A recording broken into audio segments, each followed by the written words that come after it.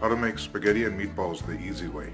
First thing you do is you get one of these, put them on a plate, and microwave it. Just get a handful, maybe like 6 or 7, whatever you want.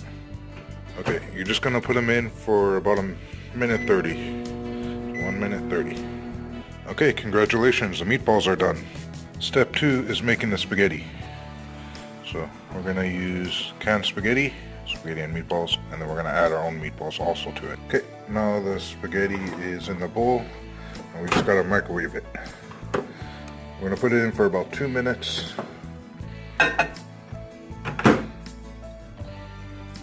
number 2. Okay, now ready for step 3.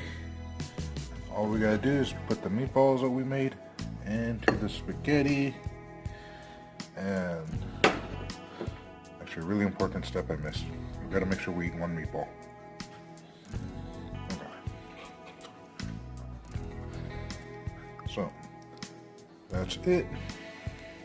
Homemade kinda spaghetti and meatballs, easy way. Aloha.